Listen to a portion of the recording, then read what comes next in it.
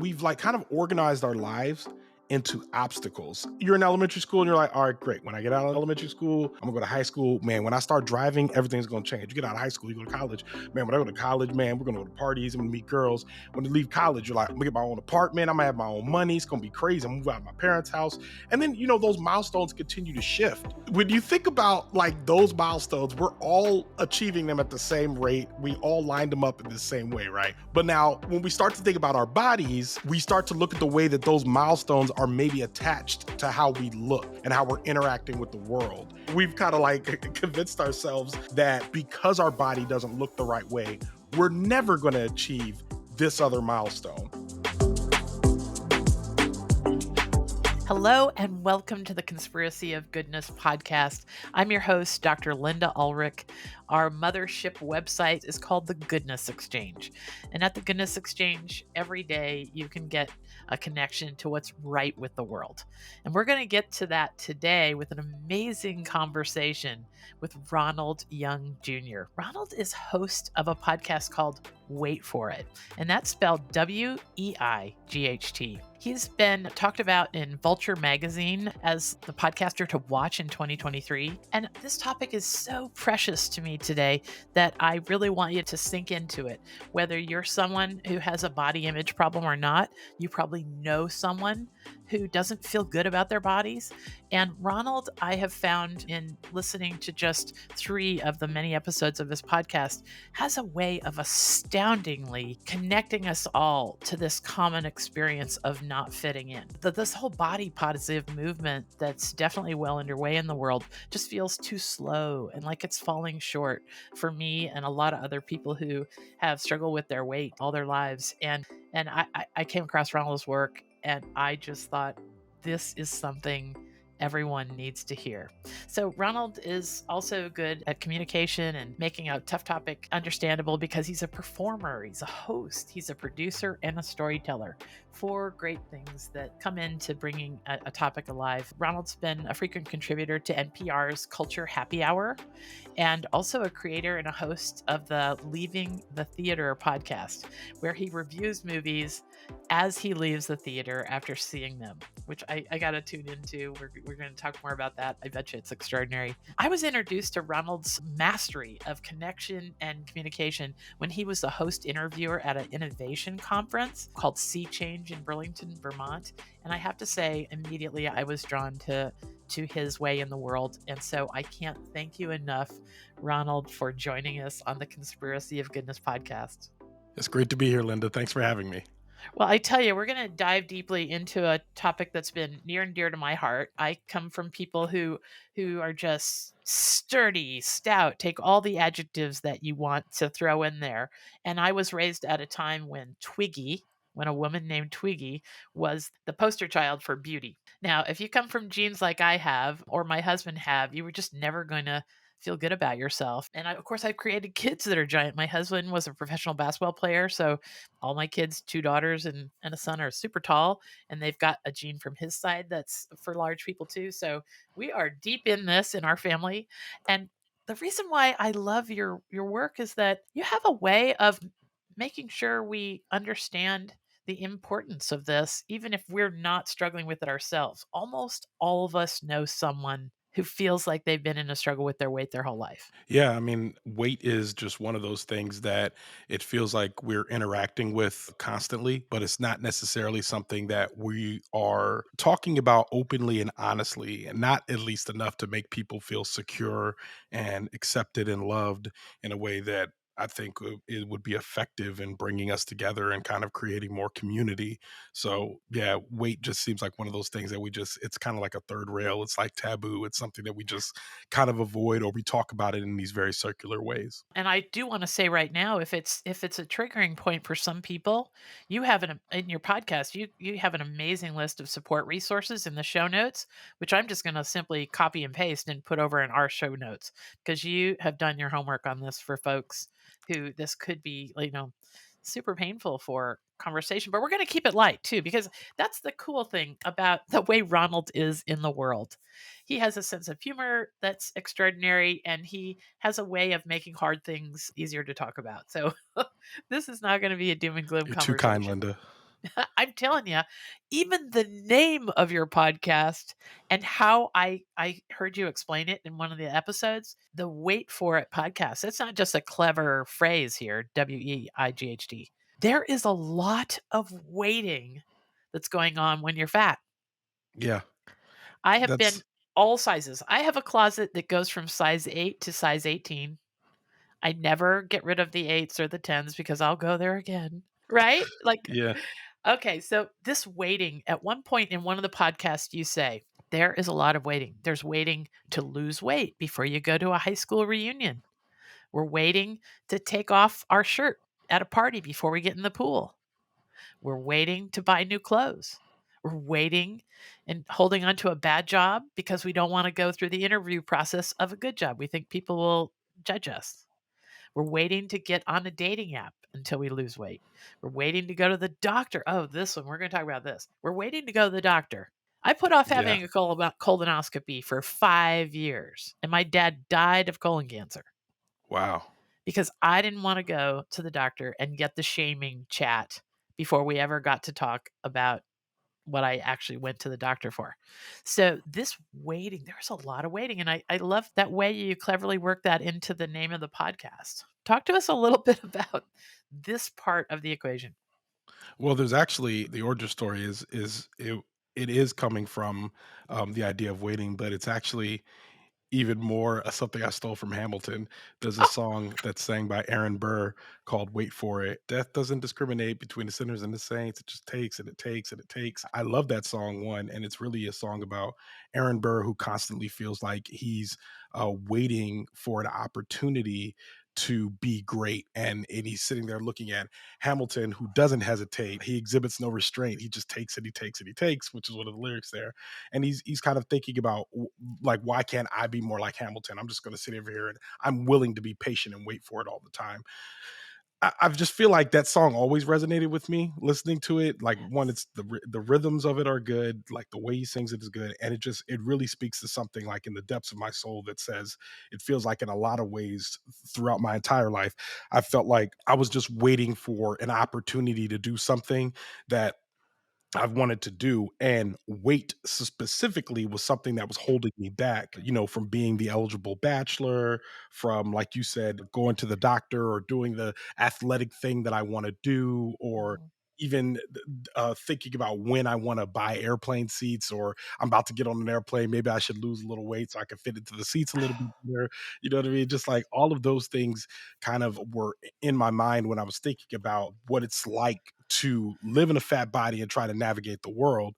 And then on top of that, it feels like those stories aren't told and addressed and stated out loud, knowing that like a fat person is having an experience in life and more than just, someone showing up and saying, why don't you lose the weight and get out there and do your thing. You know what I mean? We have to understand that we're like living life right now. Even people that are losing weight are still living life right now in this moment, and they're having experiences that deserve to be like highlighted and featured so that everybody knows what's going on. They know exactly what these folks are experiencing. That is such an important point, and it makes me think about something that just came over me like a wave over and over again when I was listening to those first few episodes of your podcast. There's this social narrative in every movie, every ad, everything that we see on social media, that it's always the thin people falling in love, Mhm. having some perfect life moment. It's always thin people having that perfect life moment, or maybe just even a perfect life. And so when you're heavy, there is this tendency to wait and to be hoping and like dreaming about something you're still sort of forcing yourself to wait to go after. Yeah, I mean, I was just watching a movie that came out in 2010. It's called Love and Other Drugs, and it stars Jake Gyllenhaal and Anne Hathaway as two folks. It's a romantic comedy, two folks involved in the pharmaceutical industry, and they're falling in love. Jake Gyllenhaal has a brother played by Josh Gad, and in the movie, Jake Gyllenhaal's in shape and he's having sex with women, all of that. And his brother Josh Gad is going through a tough time in a relationship, but the way that he is approaching women, everything is a joke. Like Josh Gad is like he's a shorter guy. He's not, and he's fat. And so the way that they kind of characterize him is kind of being a buffoon, a buffoon with no game. And that's kind of the characterization that you get of fat folks in media. Like just think about, and especially if you go like to the early 2000s, the 90s, all of that, Oh yeah. being fat is basically like you are just a prop in a movie. You have no sexuality, you have no Mhm. sex life unless it's a joke, unless it's like, oh, it is a joke that this fat woman has an insatiable appetite for sex, because who would ever want to sleep with her? Like that's kind of like the jokes that these movies are telling over and over again, and they keep othering fat folks all the time. So it feels like that messaging gets reinforced when you watch like The Bachelor and all those other television shows that have all of these fit, like in shape folks falling in love. And so what is a fat person supposed to think watching all of that, except to think that the reason why things aren't working out for me is because of my weight, or the reason why people don't find me attractive is because of my weight? And I think part of that is true. Part of it is that we're continuing to reinforce this stereotype, this image of fitness as being the main source of attraction, when the truth is like there's plenty of people out there that are attracted to fat folks, that are sleeping with fat folks. And we kind of get in this into episode 2. A lot of the shame around that type of attraction or that type of like someone comes from the fact that in media they keep reinforcing this stereotype that Yes. that's not supposed to happen, which is like, it's a to me it's a huge breakdown in society. Like, what are we doing here? Here's the reason why I think it's a breakdown in society is because fat is a gene. It's a gene that helped our ancestors survive, our ability to store calories. So my dad was a kind of physician that took care of you birth to death. He was one of those old school guys who spent an hour with you if you needed him. He delivered your baby, took out your tonsils, sewed up your kid in the emergency room with 1,000 stitches. And one of the last things he said to me before he died was, Linda, you're a good keeper. You're going to have to watch your weight your whole life. And he meant that well. He meant that well because he was a good keeper. And he was always reminding us that was not a negative comment, because he was always reminding us that we are a product of our genes, that people like me, like my husband's side of the family too, now my kids have this gene that would have been great in the Ice Age. Mhm. Right? It would have been like the survival gene to have. And now it's just out of fashion. And that we somehow create this whole culture around shame where I love something you said here that's so crazy. We tell kids that they can be anything they want to be. We do that. Think about how we parents do that, except fat. We Yeah. tell kids they can be anything they want to be, except you can't be fat. Yeah. This is so huge when it's in our genes. There's a book written by an author named Michael Moss. It's called Hooked. And in it, he talks about food addiction. And food addiction is something that a lot of folks talk about in terms of how they got fat, like food noise in our minds, all of that, what that looks like. But one thing that he specifically says about food addiction that blew my mind, he was like, everyone's addicted to food. He was like, the reason why you're addicted to food is for your survival. Like the whole idea is that you need to get those nutrients. So of course, when you don't Right. eat it, you go through withdrawal. You're supposed to be eating. Like that's what it's for. So yes, you are addicted to food. So the idea of saying that food addiction is not real, to him, he's like, no, that's not true. That like there is an addiction to food. He says the problem that comes in is not the addiction to food, but rather how companies exploit that addiction in order to get you to continue eating the food that they want you to eat. Now I won't get too deep into that because I don't want to get too tinfoil hatty and talk about like Yes. who benefits from that and all that. If you catch me on a Saturday when I'm sitting on the couch hanging out, then yeah, we can have that conversation. But like this idea that these genetics, like some folks are going to be fat, some folks are going to eat more than others, all of that is kind of, it flies in the face of the idea that inside each and every person is a thin person just waiting to get out. And Yes. the reason why a person is fat is because they're lazy. It Mhm. flies in the face of that idea, because if that idea is not true, then there's a lot of industries built on top of that idea that we would like stop buying into. Like the idea of like everybody, wearing athleisure and going to the gym all the time. Like, and I'm not saying I'm for moving your body and doing what makes you feel Yes. good so Yes. that you could keep like your joints healthy and all that. But the idea of these industries that are built on top of just aesthetics, just what we look like, is the same thing that keeps reinforcing the things that are making us feel bad about ourselves constantly. Yes. And the stakes are just so high when Yeah. you think about where we started at the beginning of this podcast, all the things we're waiting to do. I waited to go to the doctor Yeah. because I didn't want to get the lecture. Now, people who are thin or listen to this episode are going to scratch their head and think, "What, Dr. Linda, are you nuts? You're a health professional." But anybody who's heavy will know about those doctor appointments. How you've gone there because you've hurt your back in a car accident or whatever. In one of those episodes in the podcast, you tell about a horrifying doctor's appointment where this doctor just seemed hell bent to make sure that you understood the magnitude of your problem with weight. And Yeah. I don't even know in that episode, did he ever even get to talking to you about why you went to the He doctor? he gets there eventually. So, like that episode you're talking about, I go to the doctor because I wanted to get a sleep study because I had already lost weight. I had lost Right, 22 right. pounds when I got there. And so the funny part about that is like we never really by the time we got around the conversation of saying like I'm here for a sleep study, I've already lost 22 pounds, everything that I did was wrong no matter what it was. And that's wild to me because I think the reason why I did this episode specifically was because I wanted people to see that it wasn't just I was showing up having done no work, having not lost any weight and was just getting a lecture about being fat, like just being a person who's just like I'm sedentary all the time. And I want to be clear, if you are sedentary all the time and if you are unhealthy, you still deserve a doctor's care without shame. You deserve that, Yes. you know. But in the case that I've done the things that you asked me to do, like for some reason, you're still finding a way to make me feel bad about not having done enough. Even when I told him how much weight I lost, at one point he said, "Well, you don't want to lose it too fast." And in my mind, I'm thinking, I kind of want to lose it faster so that we don't ever have to have this conversation again. You know what I mean? Because I'm like, what will it take for me to just come in here and have a good visit? So I 100% Yes. sympathize with you not wanting to go because you think about how often you're just like I literally just want to go in here. You could go to it felt like I could go to the doctor with a stab wound. The knife could be sticking out of me and they'd walk in there and Yes. be like, "Hey, you ever thought about losing weight?" I'm like, "Hey, you thought about removing this knife?" Like, what are we Well, talking about here? it's so true. And what we're talking about here, anybody who's fat can understand this, but anybody who's not, who may still be listening to this episode, what you've got to understand is we're talking about what we're really talking about at the 100,000 foot look is the magnitude of judgment that is in Yes. society. The Yes. magnitude is staggering. And here's another point. I almost fell out of my chair when you said this, but you you you look at this and some I don't know, I wrote it down somewhere so I wouldn't I'm not quoting you, but you can improve my way of saying this.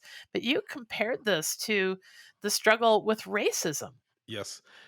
The idea that the two things that I struggle with the most are the thoughts that come in my head about an interaction happening because I'm black and the thoughts that come in my head because of an interaction happening because I'm fat. Meaning that those two comparisons are the things that pop in my head the most. You know, like, is this Wow. because, like, as a black person, and I think women can understand this, women of all races can understand this too, where it's just like, Yes. is this happening because I'm a woman?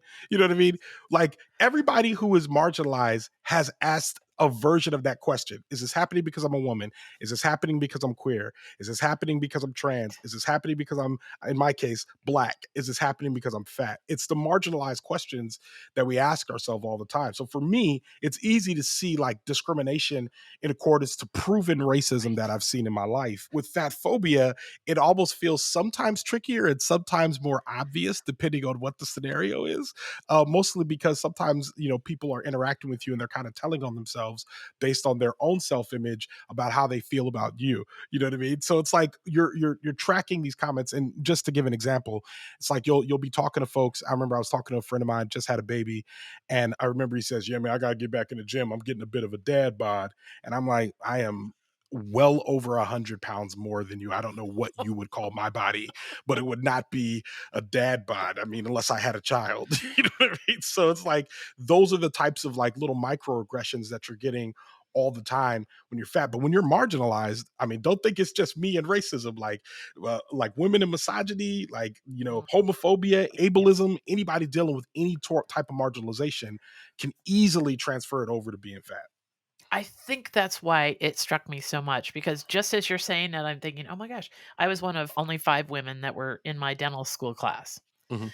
The oral surgeons literally refused to teach us how to extract teeth because they thought women should only be dental assistants. So I was a dentist for 35 years and never took out a tooth because I didn't get taught. And Wow. we couldn't complain about it. So that tells you how long ago I was educated. However, also when you say that, I'm thinking about me and my husband. We're both dentists. He's this tall, white, 6'6" basketball player guy, and I'm standing next to him, a little chubby, all my life. And do you know how often I was said when we'd be at professional meetings, someone would say, "Oh, are you his assistant?" Come on. And I knew, and it went directly proportional to how chubby I was too. And maybe I was standing a little taller, or maybe I was carrying myself a little bit differently when I was thinner. I don't know, but I have felt the kind of marginalization you're talking about in a man's world, which my Mhm. profession was for at least 2 decades. Not so much now.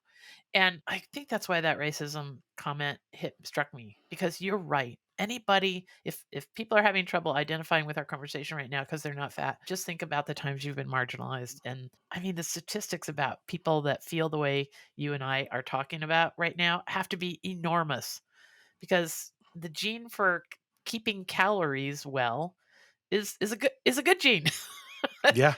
It was Yeah. 35,000 years ago, right? That's what kept us going. Why we passed on our genes was because we were good keepers of calories. Yeah. I think the other thing is, like, we don't talk about is, height. Height is another one. I could do a whole podcast on height for it Okay. because the idea of, like, of being a short person or a short man especially, but being a short man or a tall woman, those are 2 Mm, things that everyone you wanna talk about marginalization, talk to say, yes. I know you probably talk about this with your daughter, or, Yes. like, like, is the idea of being undesirable because I'm tall, or as a man being undesirable because I'm too short. And it Right. all has to do with, again, with what we're feeding each other in terms of what is acceptable in partnership when it comes to these relationships. Okay, this is huge because you're just making me realize. So we were all in, because of my husband's background, we were all involved in the AAU basketball scene all our lives with all our kids. And I do have a daughter that's 6 foot tall. You might have guessed. I do. And I I saw her. run. Yeah, that's right. Yeah, We were with yeah, each other. Right, right, yeah, right. yeah. At that conference. And I got to tell you, that's one of the things I noticed at the very beginning of our basketball years. All these girls that were so tall, their posture was so bad. Slouch, yeah. Yes, they slouched because in a world that didn't value their being taller, they'd say, "You're a tall girl. Gosh, you get on an elevator at an AEU tournament with a whole bunch of girls all ready to head for the game, and they're all 6 inches shorter than they actually are Yeah, yeah, because yeah. they're all hunched over." Okay, so this makes the topic even bigger than I originally was thinking about, because you're just talking about marginalization in general. Mhm. Like, anytime if we're judged for being whatever that is not the cultural norm, we've got this huge problem, which struck me. You might have well hit me with a baseball bat when you started talking about I would never. how, huh? You said you might as well struck me with a baseball bat. I said I would never. I know, but I was just bowled over when you made this point about the stakes being higher in every social interaction if you have something you're being marginalized about. You said feeling like you have to be better, like you have to have the most perfect personality than everybody else's because of your body image. You have to be more agreeable, more funny, kinder. Your personality has to be flawless. I have always thought that in comparison to my husband, and I never knew it until I heard you say that on the podcast. Talk to us about this, having to overcompensate if we don't fit into whatever the social norms for perfect is. Yeah, I feel like, I mean, for me, most of the way that my personality developed was from me always trying to do the right thing, always trying to be seen doing the right thing, heard saying the right thing. And I think that for originally that did not come from being fat. Like, it became a very useful tool as I gained weight. But, beforehand it was like, I'm a little black boy that's in a lot of situations with a lot of white folks. You know what I mean? Like my parents raised us in the suburbs.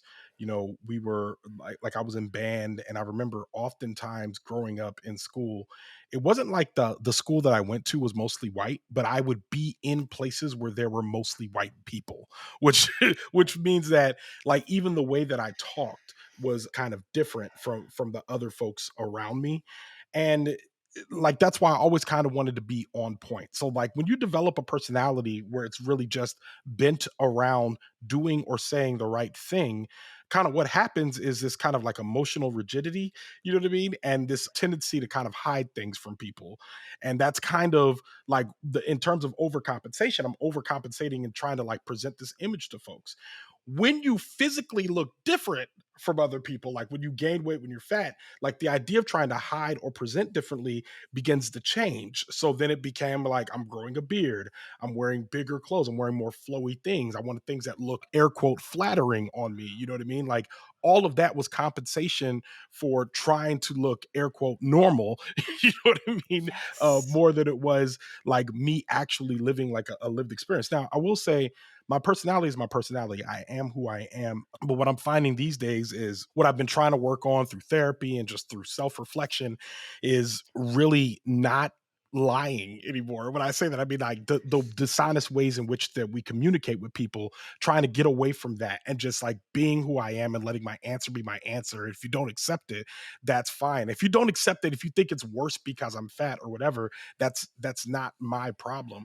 But anybody, again, like it's I think the only way I can know how to comparison is again if you talk about women and the idea of a stern woman or a woman who is in charge being like using different misnomers against them, being bossy, you know what I mean? Or oh, she's a real like they call a man a stickler, but they'll call a woman a bee, you know what I mean? If she's Yes. like if she says the wrong thing or she's in charge, like she's bossy, she wants to be in charge, Mhm. all that. And it's just we're trying to exist the same way everyone else is, but it seems like our personalities like have a lot more at stake if we're not getting everything right in every social interaction and every business interaction too, if you think about It's so big. Okay, we're going to take a break. And when we come back, we're going to dive deeper into some great observations and insights. And I just feel free after listening to Ronald's podcast. And so when we come back, I'm going to share some of those insights with you. You know how the constant negative noise in our digital lives feels like it's reaching a boiling point? Now, many of us have tuned out the news and social media almost entirely. Well, it doesn't have to be that way. There are newsworthy stories about amazing progress, innovation, leaps in human potential, and wonders in the natural world, and they're just not reaching the top of our feeds. We can have access to this, but none of us has the time or maybe even the emotional stamina to search through all the doom and gloom news to find what's right with the world. Okay, enter the Goodness Exchange. There, we are giving instant access to positive news for curious people. Did you hear about the recent Harvard study that found that exposure to just 4 minutes of good news can make you 32% less anxious and 18% more optimistic? Well, I don't know about you, but I need those kind of numbers in my life. So, if you want to live with more joy and way less fear, it's really simple. First, you join us at the Goodness Exchange. Everyone around the world has the opportunity to access this kind of content. And we've promised no politics for about a decade, so you're safe from all that distraction as well. Second, you allow this new, more positive, balanced worldview to put a spring in your step again. It can change the way you react to your kids, your coworkers, everybody you come in contact with. And the stories we write about can make you the idea person in your circles. These challenging times call for us to wake up and take control of our perspective. The people who use the Goodness Exchange have the ability to react to the harshness of the world much different because they know way more about what's right with the world. And that's a resource. So subscribe to the Goodness Exchange, our YouTube channel and the podcast, and use this content to live a more expansive worldview. It is still an amazing world out there, and you can be a part of it. Welcome to the Conspiracy of Goodness.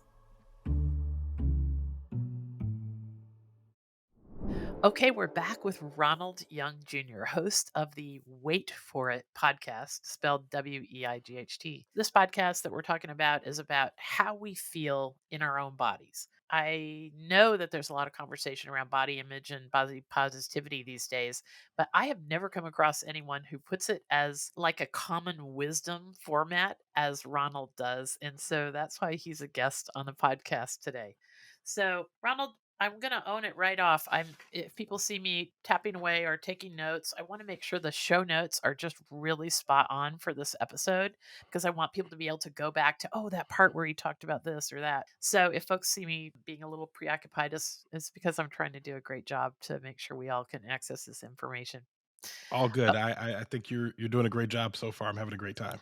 Okay, great. All right. So you struck me with a story the other day that's just and a moment ago, you referred to these microaggressions. I want you to tell about this little tiny story that just exemplifies the kind of microaggressions that we can all kind of deal each other or we can see happening around us that go unnoticed so much. You have a a little story about going out to lunch with a friend. Yeah, it's funny. So I go to lunch with this friend. I hadn't seen her in a while. She was a work colleague, and I would say now that we've become friends. And really like this person. And this interaction didn't really change that I still like this person or anything like that. But we go out, and I remember we're looking at the menu and we're trying to figure out what we're going to order. So we're kind of, looking through, and we're like picking out things. We're both hungry. And I remember she says, "Ooh, should I get this? Should I get that?" She goes, "Man, you know what? I'm on vacation. I might as well have a fat moment." And I remember in the moment when she says that, I remember thinking like, "Oh, I don't know why you said that, or I don't know why you said it like that." Like, and I know the funny thing about this is she listens to the show. She is a fan of the show, and she has said like, "Hey, this is good stuff you're doing here. This is great. Like, I like it. I agree with it. It resonates with me." But it really goes to show like how deeply ingrained, some of this is about like what it is to say eat too much food being a fat moment. You know what I mean? Or like what that exactly is, or the way in which we characterize what a fat moment is. Like that, it really says a lot about that. I remember in that moment just thinking, I know she means nothing by that. This isn't something that's even worthy of me addressing in the moment, but it was something that stuck with me as I left that lunch. I got to tell you that maybe you've learned this on the race issue. I don't know. That one just seems to cut to think about that issue cuts me so deeply.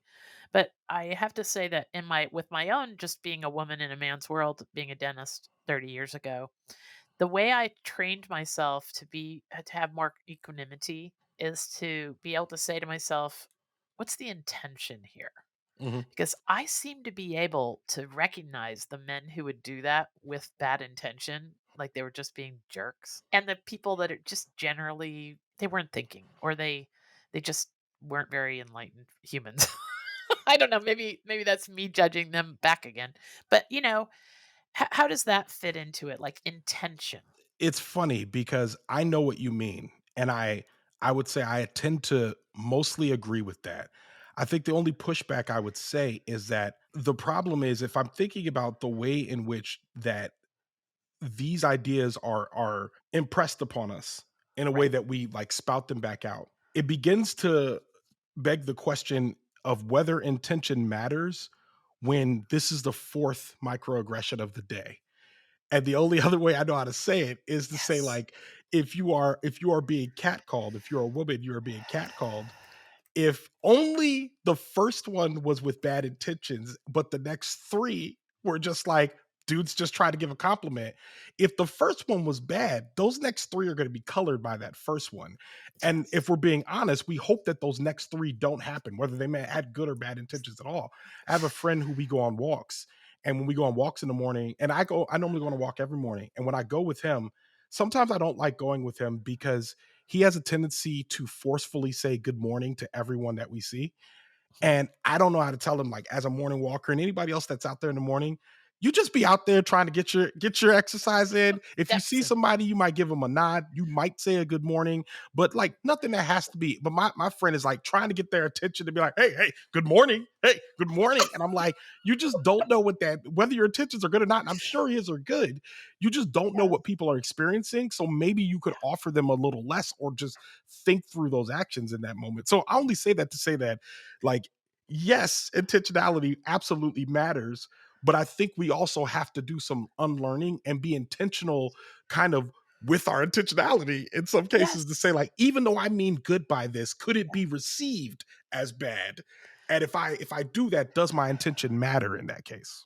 Yes. And of course it matters, how one of the things that I hate about our society right now, and I'm not going to dive into politics, folks. Everybody knows Mhm, I stay away from politics like crazy, but I hate the direction that society has gone with this problem of not thinking it's important to protect other people's dignity anymore. mhm, Like it started with the show The Big Loser.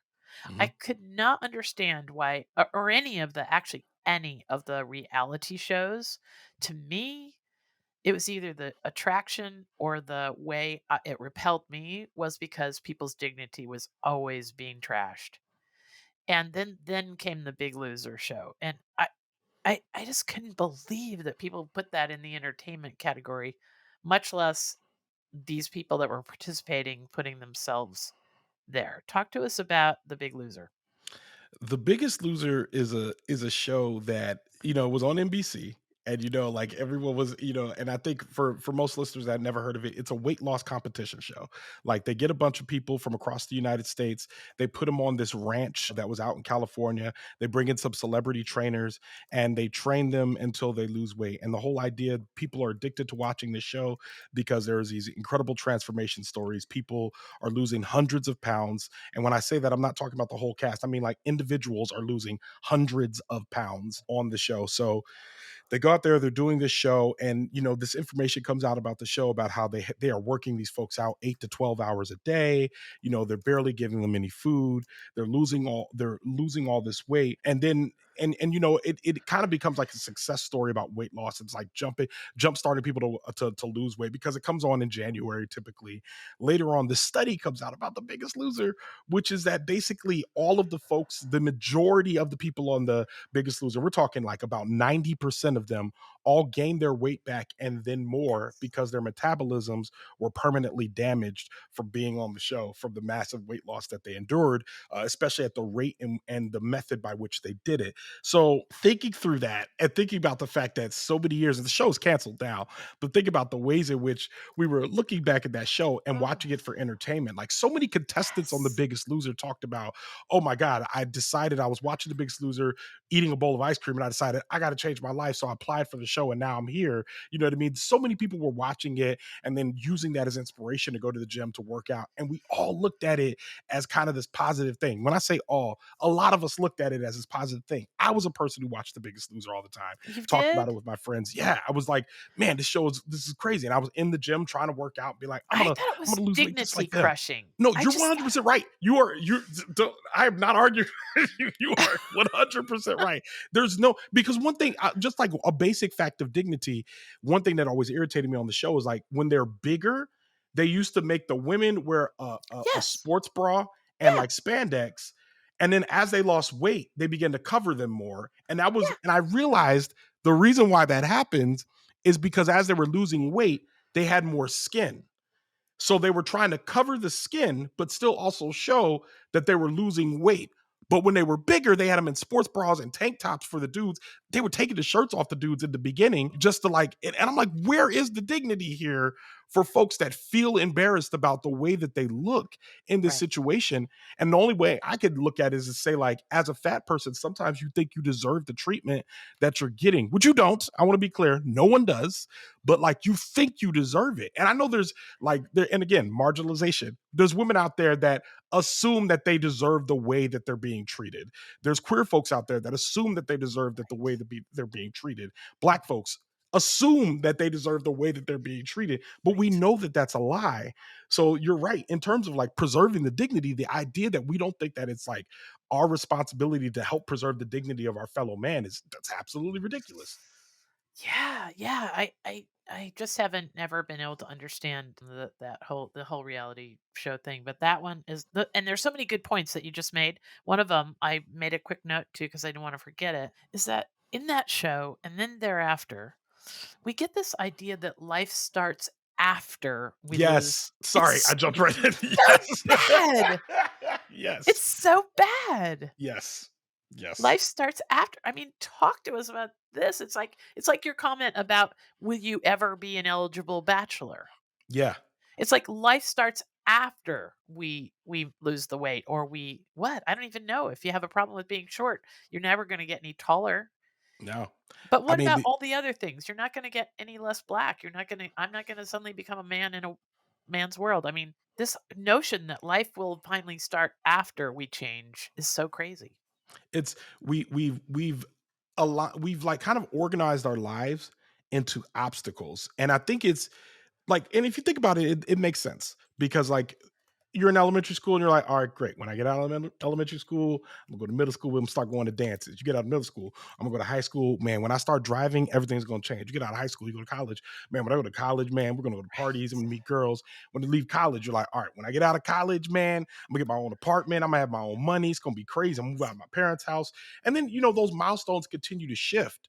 So it's like when you think about like those milestones, we're all achieving them at the same rate. We Yes. all lined them up in the same way, right? But now when we start to think about our bodies, we start to look at the way that those milestones are maybe attached to how we look and how we're interacting with the world. And then it all kinds of gets like in this very disgusting gumbo where we've kind of like convinced ourselves that like because our body doesn't look the right way, we're never going to achieve this other milestone.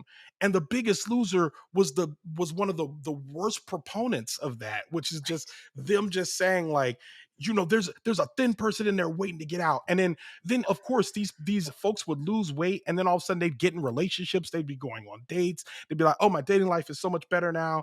I've been seeing this guy, or I'm talking to this girl, and I'm marrying my wife, my longtime girlfriend now, and Mhm. there's pictures from their weddings. All of these things, I all really want to fit in this wedding dress, all of that. And I'm just like, why can't they just make a bigger dress? You know what I mean? Just make a bigger dress. Like you can still get Yes. married. You know what I mean? Yes. So it's Yes. Yes. like I feel like there was just so often that we like put ourselves in this place where we're saying I can't make this next goal until I look the way that I'm supposed to look. I'm sorry. When I get going, Linda. Well, I knew this conversation somehow we can make a difficult conversation fun. And I have to add something that's curious that I'd like to get your opinion on too. Sure. Okay, so one of the guys I've interviewed is named Daniel Kish. He's Mhm. arguably the most famous blind guy in the world. Mhm. Some people call him the original Batman. Okay. I'll put a Oh, the link in the show echolocator notes to guy. this. Okay, yeah, that guy, Yeah. Daniel Okay. Kish. Yeah. So because since he was an infant, his brain reorganized as he was a toddler to see the world with sound. So Mhm. now he makes a clicking sound that sounds like this. Yep. Yep. And the sound bounces back from wherever he is, and, like, he's visited me here in Vermont. I'm a welder, and we did some art welding. I taught the guy to weld, and he has no eyes. He went on walks with us in the woods snowshoeing. He knows where the trees are. He knows he just he can see. Yeah. Okay. And then one day we were on the subject and we got on the subject of race. And I realized that since he's never seen, he doesn't know what black is or white. He doesn't know whether I'm heavy or not. There's just so many things. We just spilled into this like long conversation one day about stuff that's just that he can't click at and know Yeah. what color Yeah. your skin is or how fat you are or whatever, and how freeing that is because he is arguably one of the most loving, non-judgmental, joyful people I've ever met. Yeah. And I think it's because he doesn't have this baggage of judgment that comes with what we see when we look at people and all the limiting beliefs we have from that information. I agree. I think I the one thing I will say is like I'm always hesitant of, especially in this case, we're talking about literal blindness. Yeah, Like I feel like a lot of folks talk about it in turn because the judgments that we have that are attached to what we see are stuff that's been like systemically, just like baked main in, veined, like all it's baked in in. you. You know what I Yeah, mean? Like it's yeah, it's in there. So to have that freedom to be like physically blind, to be like just literally a blind person, there is something to be said about that.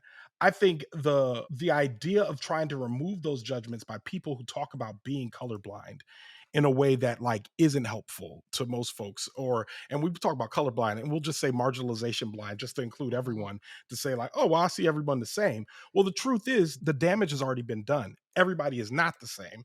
And because of that, we've now put in systems that reinforce that not sameness.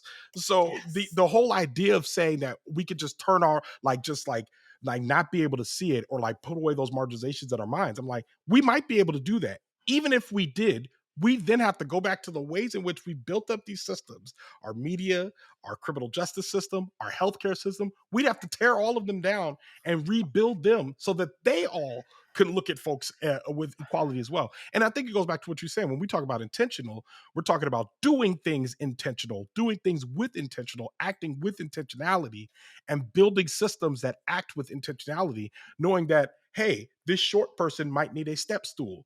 This fat person might need a bigger seat. How are we building a world that is accommodating people where they are, instead of assuming that everyone's the same and treating them all the same, or treating people that we like or that we appreciate more differently because of the ways in which it's been ingrained in our systems? It's so okay. So you made me think of another way that we can look at this too, because I mean, that when you get here in any conversation, it feels like you're contemplating the edge of the universe. It does. It does. That's a Like good way I of don't looking at usually it. talk about problems. I mean, the whole entire the whole entire goodness exchange website with thousands of articles and links and this podcast with 160 episodes is all about solutions. Yes. And I mean, I talked to the guy, I don't know if you remember this, but in 2015, there was this scientist who pulled a drinking straw out of a sea turtle's nose.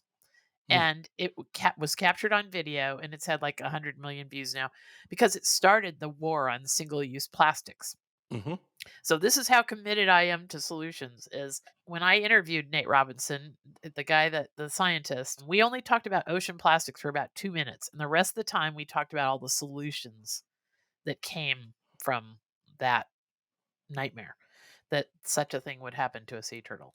Okay. So if we try and, we're to the edge of the universe here with how big this problem is, because it is so big. I mean, when you made that line about how we never see the person that who's lucky enough to fall in love in the romantic comedy is a heavy person, never, mhm. right? Whatever, we just don't see it. It's never represented as a good thing.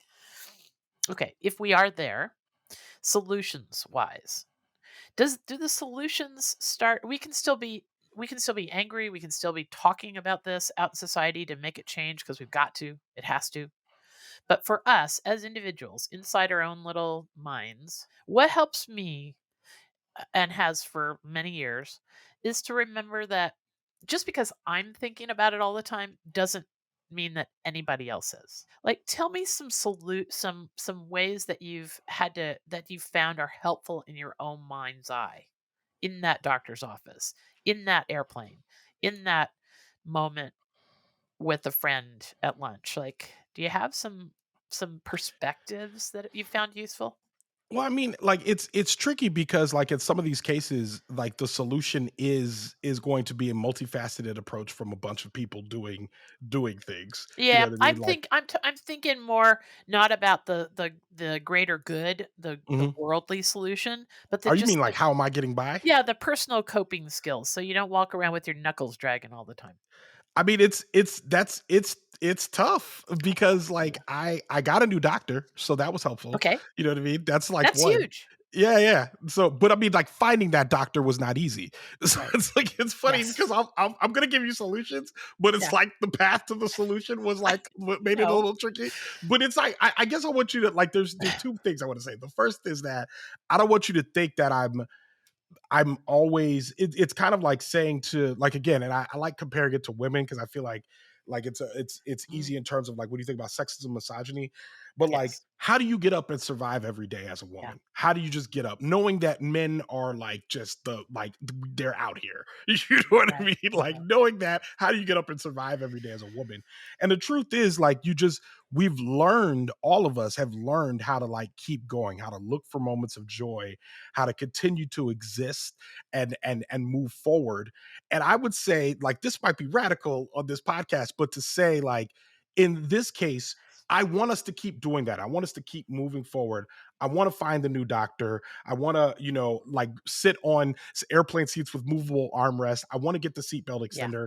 I want to do that. You know what I mean? But I think also the reason why I start wait for it is because like I also want to talk about it because I think what we haven't been doing is having the conversation.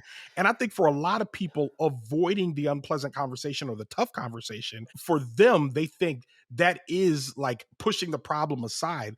But to me, the first step, like, like when you clean your room or you clean your house, first you got to assess and be like, where do I even start? Like, if you don't even acknowledge where to start Yes. or that, Yes. this place is a mess, I got to clean up in here. If you're not even acknowledging that, we can't even do it. And sometimes when you're cleaning, the room gets more messy as you clean it. And I think that's kind of what Wait For It is intending to do. It's intending Yes. to pull all the mess out of everywhere so that we can say, all right, we got everything out. Let's clean it. Let's clean it all up. And I think those moments and when you feel like we're at the edge of the universe, that's when we're like, all right, we've pulled everything out of every drawer. Okay. We got everything everywhere. We can assess the whole room. Now we got to fold up everything and put it away. And that takes Yes. time. That just Yeah. takes time. Right. And I think that this body positive movement will be kind of like a Marie Kondo moment, right? Like, I love Likely. that. Yeah. Yeah. Let's pull it all out. Okay, let's continue to do that then. Yeah. Okay. All right. I love this concept. I want you to comment on it about how we walk around having the expectation that we can be made whole by others. Like you and I both hate the way we or others think that way. Like, will anybody ever love us? I mean, my husband is always saying he loves the way I look. I mean, we've been together for oh god, 48 years. Congratulations. Yeah, we were childhood sweethearts, and I've never really thought of the way, and because we've been together for so long, I've never really thought of how much in one of your episodes people walk around thinking that they're made whole by others and how this affects heavy people because we're up against the same odds as anybody else in finding the love of our life. But then if we like only can get some kind of validation about who we are because this person loves us, I don't know. That's very complicated swirl there. In the first episode, we talk about desire, and I felt like I was expecting to be made whole through desire.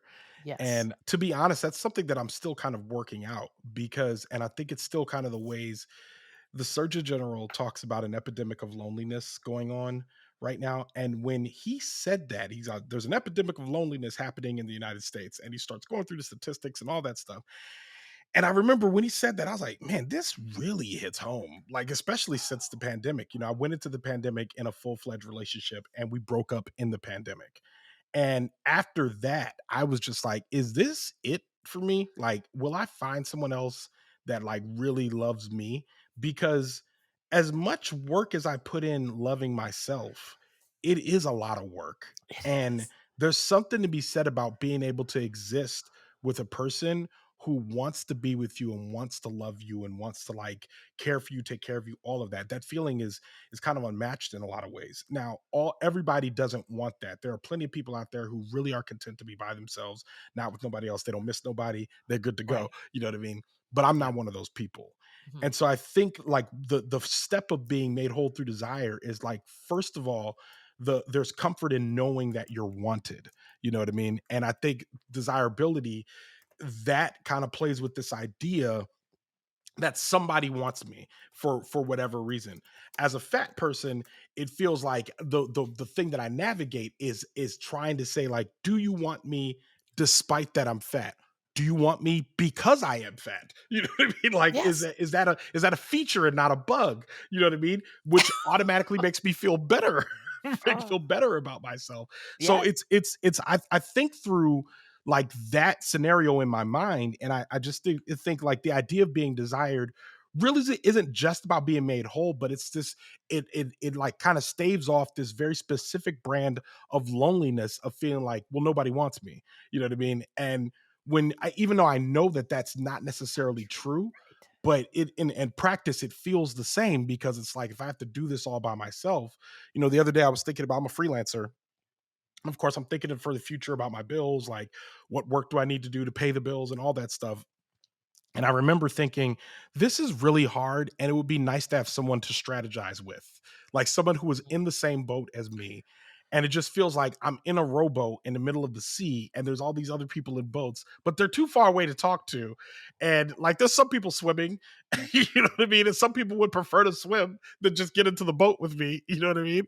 So it's like, I think that's, I don't want that to be the case for me, but like, I mean, it sadly is. So, and I get excited when I hear about people that have been in relationships for a long time, or, you know what I mean, like that have like found a way to stay together and to like be Right. committed to each other. Cause I know that's not easy, Mhm. but it's just something to be said about having desire to have that just so you don't feel like alone, you know? Yeah. And how often do we heavy people stay in relationships that aren't that healthy Yeah. because we're afraid to be alone? Will anybody ever love me again? Yeah. Sort of thing. Yeah. That's That's tough. that's not good. Yeah. All right. So that comes to something that I think goes in here is this topic of self-awareness. You have a great friend that you talk about in the podcast who's a therapist, and she's like one of those therapists you Jess. want to have for a friend. Yeah. She's the Wow. best. Very the best. And there's a point where you were asking her about yourself, and she thought you were one of the most self-aware people that she knew. And is that part of it too? Is that maybe situational awareness is what we get really good at when we've got something that leaves us marginalized? I know I was really good at situational awareness when I was one of only 5 women in my dental school class. Okay, so whenever you're marginalized, I mean, race, no, there's nothing like the situational awareness that you need to have if race is on your plate, right? You said it. Whoa. Do you know where you at? Oh my gosh. Don't Yeah. you're gonna Yeah. get me to crying because I think I have an extra empathy gene that I cry on this podcast from time to time. No, I get it. I love it. Okay, so how can our self-awareness that we've gotten so good at, this situational awareness that is always a reflection of are we fitting in? Are we doing the right thing? Could we do something different? How can that help us? Like you said, with great self-awareness comes great responsibility. I was quoting Spider-Man, but yes, that it Yeah. is I was misquoting Spider-Man, I should say. I think when she pointed out and like when she said that, she really nailed something about me, which is that there was a debate that was on Twitter some years ago, and it was like people didn't realize that there are folks out there. So, Linda, when you are thinking in your head like about, let's say, I want a glass of water, do you actually hear yourself narrating that you want a glass of water? No. Okay. So I do. And I didn't know that you existed. And there was a bunch of y'all that didn't know that I existed, meaning that No. I am constantly narrating what goes on in my head all the time, like this Okay. conversation, all of that. And there's a lot of us that exist. And this Twitter discussion happened, and I was blown away by this. I was like, this is incredible. I didn't know that you like could straight up not hear a voice in your head No. all the time. That's wild. So when you think about like self-awareness, when you think about self-awareness in that case, it's like me constantly narrating my life and being aware of what's happening. So I'm emotionally aware of what's happening with other people, and I'm emotionally aware of what's happening in myself at the same time. And I'm navigating those two existences constantly all the time. So when I say great responsibility, what I really just meant to say, it feels like a burden, because it feels like that navigation, it just takes a lot out of you sometimes, because I'm thinking about like the emotional stakes of what's going on in the conversation. I'm thinking about, is this conversation going well? Am I going to say something to mess it up? Am I saying something dumb? Like, if I say something dumb in a conversation, I'm not only just thinking about it right then, I'm thinking about it years from now. I just literally posted on Threads today. I'm still embarrassed by things I did in elementary school. You know what I mean? like, and I'm still like, man, that was dumb. Like, how could you do that in second grade? You were a big boy, you know? Yeah. So like, I think like when I think through that, like that's what I think about when I think about self-awareness being great responsibility. So when you're thinking about it in terms of weight or having those conversations, it's just being hyper aware of the conversation that's happening in front of me, and looking at every look that I'm being given, every like turn of the head, every scratch of the head, all of that. Like, what does this mean? Am I good? All of that. So it's like a constant running anxiety. And I think I say that in the show, that it's a constant running, like, kind of Yes. anxiety in the back of my head. So it But it is maybe great responsibility, but it's more like burden than responsibility. I think where I go from that in my mind is, A, I realize that. part of that responsibility, that word responsibility, is you're very, very careful about how, because of the situation that you've been in, you're very, very careful about how you affect others. Mhm. I bet you, right? I try to be. Right, and how you affect a moment. I think there's some there's some upside to this. I agree. It's not all bad. It I is.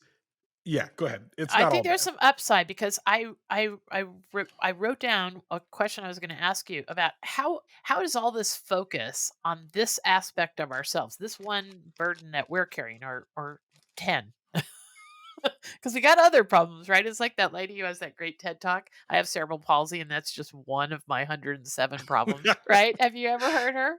I have She's not. That sounds oh, incredible, though. it's a great TED talk, but how does this aspect of focusing on ourselves in this particular aspect that we're talking about right now help us consider the burdens that others are carrying? I think it's very easy for me to identify when someone else might be struggling Yeah. as a result, because I know that struggle doesn't always show up in the ways that we expect it.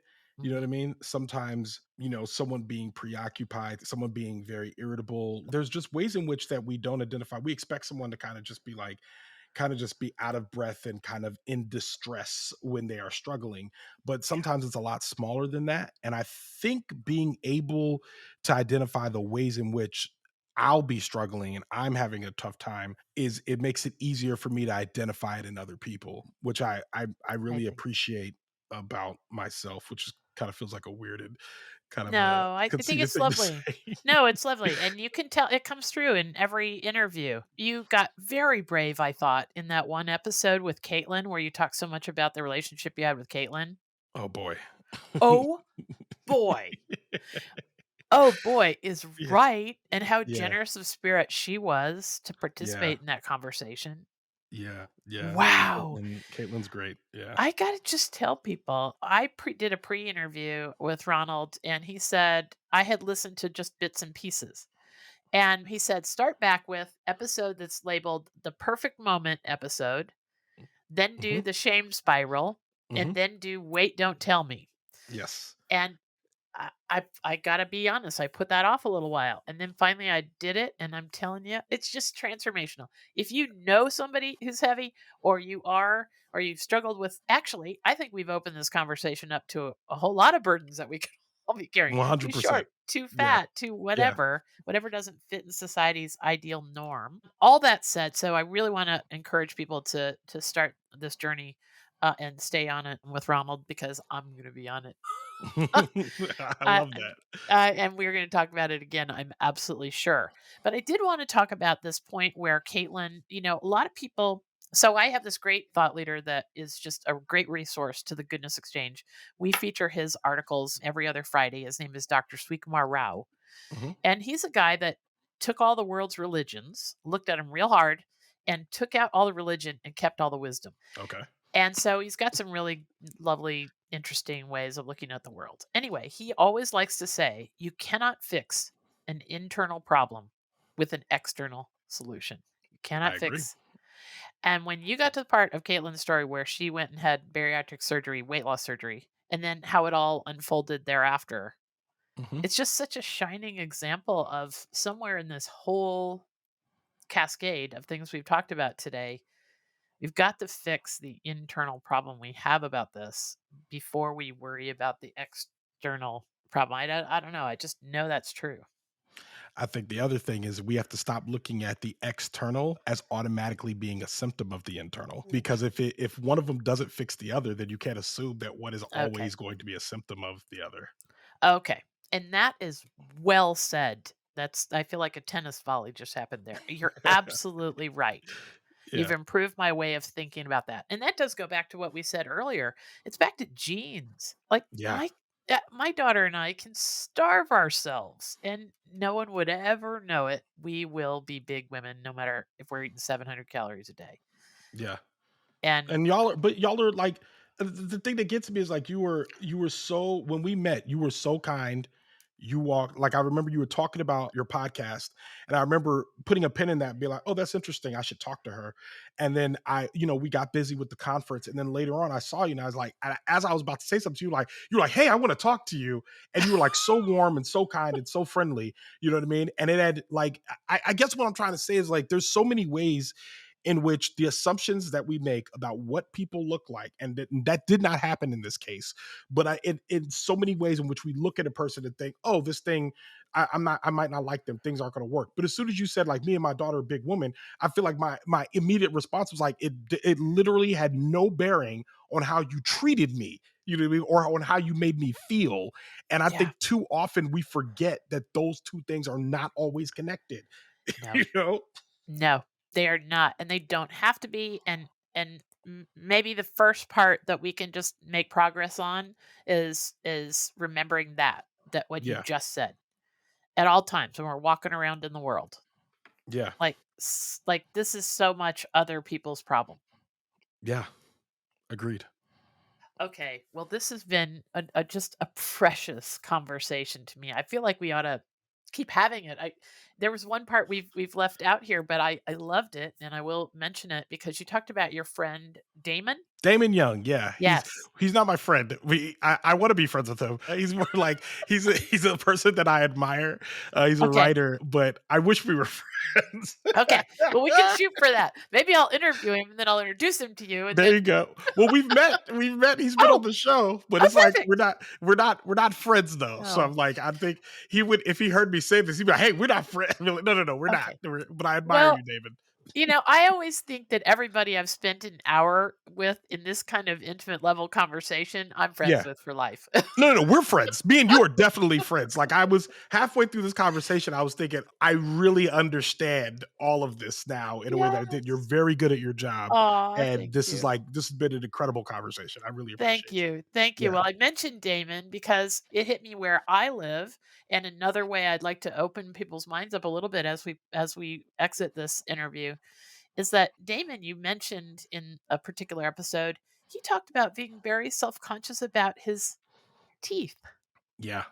and his That, smile. And I can appreciate this, but I never thought about how teeth demonstrate class. yeah. Wow. That's a tough one. I feel like he said that, and it was something I knew. It's always wild when someone says something that you know, but Yes. it's not until they articulate it that you know it. Which is still one of the magics of language and all that. We're just like, "Oh, Yes. no, I knew that, and now that you said it, now I really know it." But yeah, I mean, my parents could afford braces when I was in 7th grade, so I, like all the other kids, like, or all the other kids with money, all got braces. And when I say money, I mean, like, just middle class family, parents in the Yes. military, paying insurance, whatever. But like, they Yeah. we I had braces, so my teeth Right. are nice and straight as an adult. And the way in which he pointed that out as a signifier of class, I was just like, man, that's hard. That's That's hard. hard. That's hard. Yeah. And so I guess I wanted to sort of wrap us up there because again, it brings me back to this thought that we all have these little micro judgments and all this complexity is happening below the surface and how much we're missing Yeah. in life because of all these little complexities of snap judgments we're making. If that's Yeah. the only thing that comes out of this interview is that a bunch of people, we all work a little bit harder to not let those limiting beliefs interfere with our experiencing others in life. That's a good thing. Yeah. No, I agree with you. I think we can all do a little bit better in how we treat one another. Take the extra step of compassion. And I don't mean that this in like that. I think there's a way in which we use compassion in this very like lyrical way. I mean, actually be compassionate to people. Go out of your way to be helpful and kind to people, and just don't assume that a person that you feel uncomfortable around, or a person that doesn't look the way you want them to, is someone that is a threat to you, or someone that's going to harm you and all that. Of course, Yes. be vigilant, all of that. But of course, but like, the more we could spread kindness in the world and be good to one another, like, imagine how much better we can make everything, this entire Make journey that we everything. have. How much better could it be? How much better could it be? That's a great way to wrap up. I usually ask people, whether they really wish people knew. Is there anything better than that? Like, what do if this interview had only been 3 minutes, Ronald, and I'm sure you get on social media or the news and you put your face in your hands once in a while, like I do. Like, what do you really wish people knew? I wish people knew that being fat doesn't have to be indicative of anything more than just being fat. That's it. I think all of the ways in which we add more to it Yes. about our lives, about what this means for our futures, about what this means about our relationships is what makes it a problem. But we don't add those types of things to being tall or being short or to any other identifiers, physical identifiers specifically. So just being fat is just a descriptor like anything else. And if we can get to a place where it could just exist like that, I think we'd all be better off for it. Lovely. That is a great way to wrap up this interview. Okay, so I know people want to connect with you and continue further on the journey. Tell me the ways they can connect with you. The Wait for It podcast. Yes, please subscribe to Wait For It, spelled WEIGHT. We have new episodes coming out soon. Our second season will drop in August 2024, but we will have new episodes dropping in January, February timeframe. We're still working on those. But if you want to interact with me, please follow me on Instagram at Oh It's Big Ron. That's at OHITSBIGRON. You can follow me on Twitter that way, or X, which I hate calling it that, but yes, you can follow me there or on Threads or on Blue Sky, all the same name at Oh It's Big Ron. All right. Well, this is lovely. I want to encourage anybody who's in a position to connect with Ronald about public speaking or speaking engagements or hosting. That's how I connected with him, and I'm I knew available. I just knew instantly he was one of those unique people carrying a lantern for a lot of others. And he really lights up a room. So I want to encourage people to connect with you on Thank that you, line Linda. You're too. you're so nice. You light up a Yeah. room, so thank you. From Yeah. one Well, light to another. okay, well, that's lovely.